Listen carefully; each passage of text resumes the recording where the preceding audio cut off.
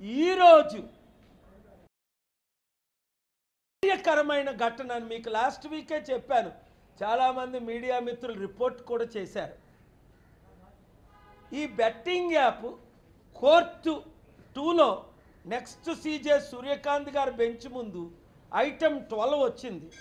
మా మమత అన్నది ఈరోజు కూడా కోర్టు సెలవు ఇచ్చేస్తారా, ఆగస్టు 18, 19, 20ని సెలవు ఇచ్చినట్టు. లాస్ట్ వీక్ అన్నది ఈరోజు మీ మ్యాటర్ అయినా పీకేస్తారు, కోర్టుకైనా సెలవిస్తారని. నా మ్యాటర్నే డిలీట్ చేసి పడేశారు. ఎందుకు? 1000 కోట్లున్న సచిన్ తెందుల్కర్, 100 కోట్లున్న బెట్టింగ్ యాప్ని ఎండోర్స్ చేసిన వాళ్ళందరినీ జైల్లో పెట్టినా సరిపోదు. ఎందుకు? ఈ బెట్టింగ్ యాప్ల ద్వారా 10 లక్షల కోట్ల ఆదాయం, కొన్ని 59 కోట్ల మంది యూత్కు ఎంతో నష్టం జరుగుతుంది. 59 కోట్ల మంది. Honourable justice Suryakant ji and Joymalya Bagchi ji, God bless you. You courageously banned the betting app. You courageously heard my prayer. అసలు మీరు సూర్యకాంత్ గారు అంత మంచి ఆర్డర్ ఇస్తారని ఎవరు ఊహించలా. జో మాల్యా బాగ్చి గారు, దేవుడు వారిని దీవించగా బెట్టింగ్ యాప్లే బ్యాన్ చేయించాం. కానీ నాకెక్కడ పేరు వచ్చేస్తుందా అని కోర్టుకి సెలవు ఇచ్చి దొంగదారిని పట్టుకున్నారు మోదీ గారు. ఓకే, బెట్టింగ్ యాప్లు బ్యాన్ అయ్యాయి. మరి దాని ద్వారా నష్టపోయిన కుటుంబాలకి న్యాయం ఎప్పుడు చేస్తారు? 59 కోట్ల మంది యూత్కి నష్టం జరిగిందే, లక్షల మంది ఆత్మహత్యలు చేసుకున్నారే. విజయ్ దేవరకొండకి, మంచు లక్ష్మికి, ఇంకెవరో చాలామంది ఉన్నారు, సచిన్ తెందుల్కర్కి, ఈ క్రికెటర్స్కి, వాళ్ళకి 100 కోట్ల అవసరమా?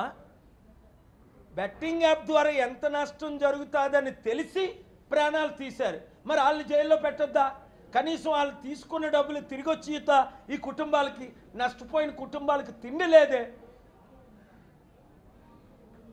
కోర్టులు న్యాయం చేయకపోతే, గవర్నమెంట్ న్యాయం చేయకపోతే అనేక విషయాలు. ఇప్పుడు బస్సు ఓనర్స్, ఎన్ని బస్సులు యాక్సిడెంట్ అయిపోతున్నాయి. ఈ ట్రాన్స్పోర్ట్ మినిస్టర్ ఎవడైనా రాజీనామా చేస్తున్నాడా? ఆర్టీఓని ఎవడైనా అరెస్ట్ చేస్తున్నాడా? బస్సు ఓనర్స్ని ఎవడైనా అరెస్ట్ చేస్తున్నాడా? చంద్రబాబు నాయుడుకి డబ్బులు ఇస్తే ఆయన కళ్ళు మూసుకొని పిల్లి పాలు తాగుతాడు ఆయన. ఈ ట్రాన్స్పోర్ట్ మినిస్టర్ ఎవడు తెలంగాణలో? ఆ పేరే తెలియదు నాకు.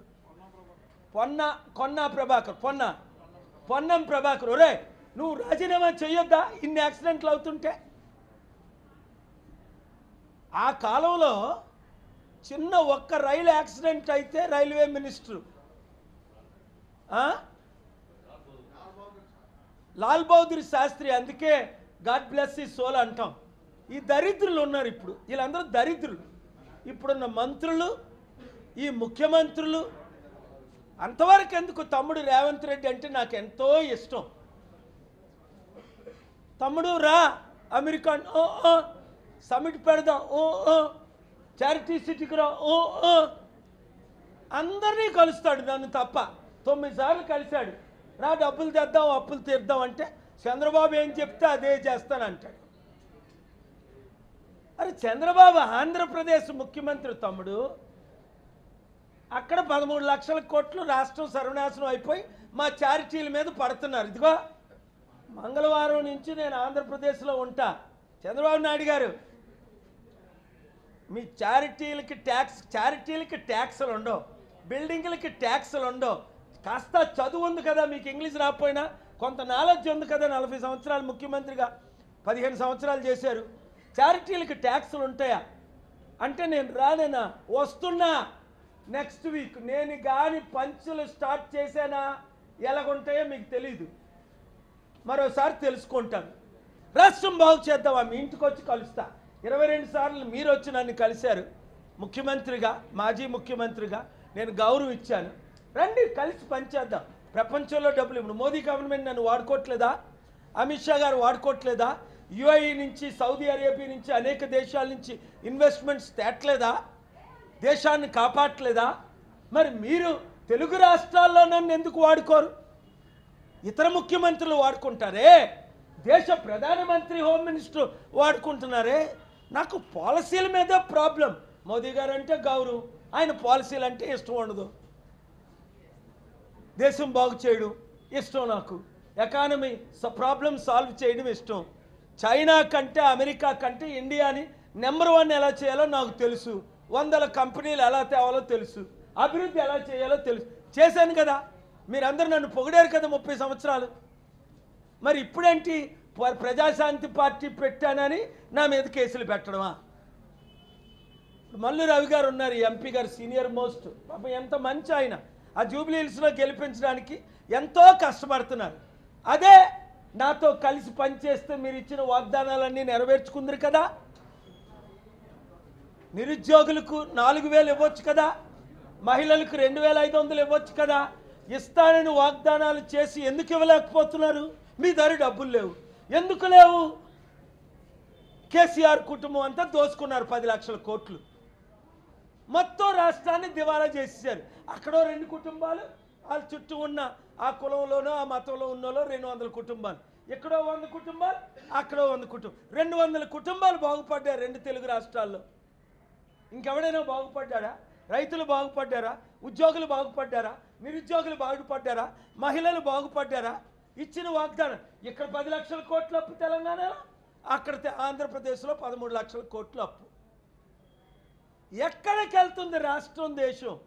అందుకనే మార్పు రావాలి.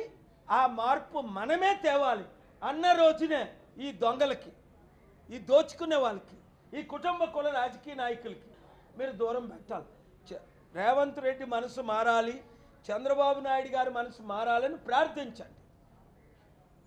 లేదా మార్పు రాకపోతే ప్రభువా వాళ్ళని తీసేయండి అని ప్రార్థించండి. ఎందుకంటే మనం వస్తే అభివృద్ధి జరుగుతుంది. నా బాధ అంతా ఏంటి, మన దేశంలో తెలివైన వాళ్ళు ఉన్నారు, అన్ని రీసోర్సెస్ ఉన్నాయి, మంచి మెన్ పవర్ ఉంది, బెస్ట్ సైంటిస్టులు, డాక్టర్లు, ఇంజనీర్లు, సాఫ్ట్వేర్ అందరు ఉన్నారు. కానీ దరిద్రమైన రాజకీయ నాయకులను బట్టి ఈ దేశం సర్వనాశనం అయిపోతుందని ప్రతి కోర్టు, సుప్రీంకోర్టు 1 చీఫ్ జస్టిస్ ముందు, AP Telangana high court chief justice ముందు, ఇది కూడా నేను చెప్తున్నాను. నేను ఈ దేశం వచ్చిందే బాగు చేయడానికి. నాతో కలవండి, కలిసి పనిచేద్దాం. ఏ పార్టీ అయినా నాకు ఇబ్బంది లేదు, కలిసి పనిచేస్తే. అందుకనే తమ్ముడు రేవంత్ రెడ్డి ఇమీడియట్గా మనసు మారాలని, ఇమీడియట్గా మనతో కలిసి పని చేయాలని కోరుకుందాం. అక్కడ చంద్రబాబు నాయుడు గారు, ఇక్కడ రేవంత్ రెడ్డి గారు. God bless you. Thank you very much.